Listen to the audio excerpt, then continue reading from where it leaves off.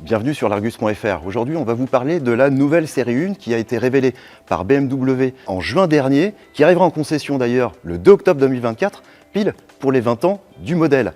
Alors, cette voiture, cette quatrième génération de compact, eh bien BMW l'a voulu avec un style modernisé, un intérieur repensé, un châssis retravaillé, et puis aussi avec des motorisations essence et diesel, désormais micro-hybrides. Dans cette vidéo, on va passer en revue toutes les nouveautés de cette série 1, histoire de voir si elle rivalise encore avec ses rivales de toujours, les Audi A3 et Mercedes Classe A.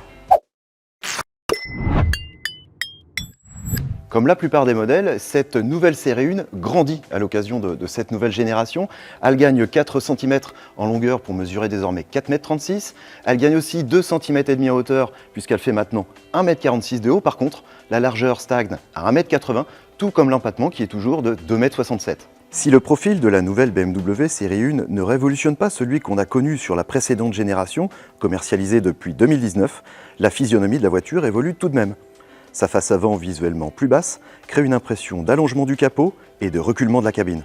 Alors la face avant de cette nouvelle série 1 se simplifie avec des phares à LED qui sont plus affinés, plus petits, positionnés plus haut, et puis avec une calandre qui revisite une nouvelle fois les haricots typiques de la marque, qui ont ici une forme plus géométrique, moins rond. D'ailleurs, marque aussi que les grilles de calandre comportent des barreaux à la fois obliques et verticaux. Ça, c'est une nouveauté. C'est aussi d'ailleurs pour introduire la future Neue Klasse qui n'aura pas forcément des barreaux qui seront totalement verticaux ou horizontaux. En tout cas, ce qu'on va retrouver sur la version sportive M135, ce sera des barreaux plus conventionnels, mais attention, ils seront totalement horizontaux.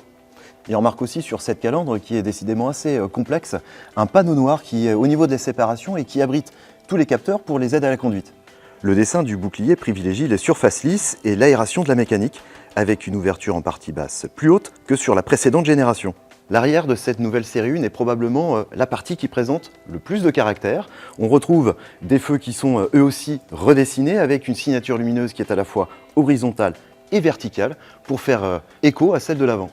Un becquet de toit plus prononcé doté de déflecteurs d'air prend place au sommet du haillon, tandis que le pare-choc se montre plus proéminent avec un diffuseur à la forme renouvelée, remontant de part et d'autre du bouclier.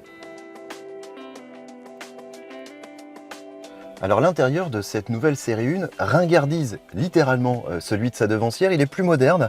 On retrouve de nouveaux sièges qui sont chauffants en série, qui offrent également un très bon maintien latéral. Un volant qui a été redessiné, une planche de bord au dessin très épuré avec d'ailleurs de nouveaux aérateurs, eux aussi redessinés et plus modernes.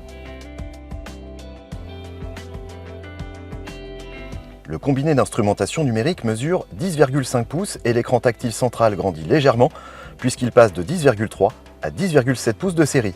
La commande de boîte de vitesse automatique abandonne le levier au profit d'un bouton poussoir moins encombrant, ce qui contribue à simplifier le poste de pilotage. Alors je suis à bord d'un modèle très bien équipé en finition haute M Sport.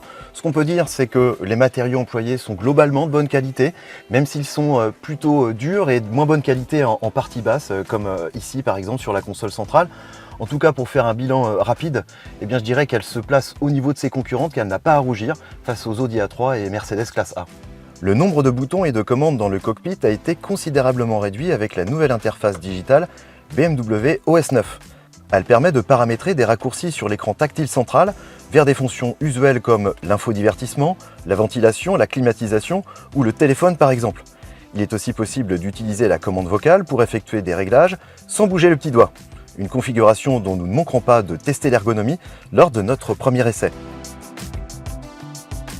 L'habitabilité ne progresse pas à l'arrière de cette nouvelle série 1 dont l'empattement reste inchangé. Par contre, ce qu'on peut dire, c'est que l'espace au genou et la garde-toit sont corrects, les passagers sont bien installés, et je dirais qu'on est au niveau de la concurrence A3 et Classe A qui font guère mieux en la matière. Côté coffre, la série 1 quatrième du nom fait jeu égal avec sa devancière en version sportive M135 X-Drive dépourvue d'hybridation, puisqu'elle propose 380 litres sous tablette et 1200 litres une fois la banquette arrière rabattue. Les déclinaisons 120 et 120D pâtissent en revanche d'un volume réduit à cause de la batterie du système hybride située sous la soute. Résultat, la capacité de chargement baisse à 300 litres sous tablette et à 1135 litres une fois les sièges arrière baissés. Ses rivales Mercedes Classe A et Audi A3 proposent des valeurs comparables mais ne perdent pas autant de volume en version micro-hybride. La nouvelle série 1 repose sur la même base technique que sa devancière, mais elle bénéficie tout de même d'optimisation, comme un châssis rigidifié, des suspensions qui sont entièrement retravaillées, surtout à l'avant, et puis l'intégration du contrôle de traction au calculateur moteur, qui était un dispositif qui était auparavant réservé à la M135i. Elle s'équipe de moteurs essence et diesel entièrement électrifiés, tous associés à une boîte automatique à 7 rapports et à double embrayage. En essence, la version 120 micro-hybride 48 volts fait appel à un 3 cylindres 1,5 litre turbo de 156 chevaux et 240 Nm de couple, avec un moteur électrique de 20 chevaux et 55 Nm, pour une puissance combinée de 170 chevaux et un couple maximal de 280 Nm. Côté diesel, la 120D combine un 4 cylindres 2 litres turbo de 150 chevaux et 360 Nm, couplé au même moteur électrique pour développer au total 163 chevaux et 400 Nm de couple. Au sommet de la gamme, on retrouve enfin la version sportive M135 X-Drive à transmission intégrale pilotée et son 4 cylindres 2 litres turbo 100% essence, développant 300 chevaux et 400 Nm de couple. À son lancement en France, cette nouvelle série 1 sera disponible en 3 finitions. La finition de base, la finition M Sport Design et également la M Sport qui est la finition de notre modèle de présentation. La version de base embarque déjà l'essentiel avec des jantes de 17 pouces, la climatisation automatique, la navigation, un système de stationnement semi-autonome, un assistant de marche arrière à mémoire, les sièges avant chauffants, une carte eSIM ou encore un airbag rideau entre le conducteur et le passager avant. Si vous voulez connaître le détail des équipements pour chaque finition et chaque pack, eh bien je vous invite à vous rendre sur le site largus.fr et de consulter notre article dont le lien figure juste au-dessus. Côté tarif, les prix commencent à partir de 38 900 € en version essence 120 de 170 chevaux en finition de base.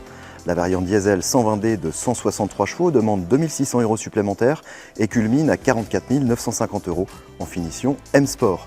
La M135 X-Drive de 300 chevaux demande quant à elle 57 200 €, auquel il faudra ajouter un malus écologique compris entre 12 000 et 17 500 € selon le niveau d'équipement.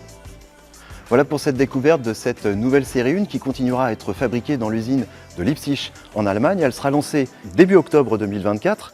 Nous publierons notre premier essai le 25 octobre prochain. On compte sur vous pour le consulter sur les chaînes YouTube de largus.fr. D'ici là, n'hésitez pas à nous dire en commentaire ce que vous pensez de cette nouvelle série 1 qui est une vraie nouveauté attendue chez nous.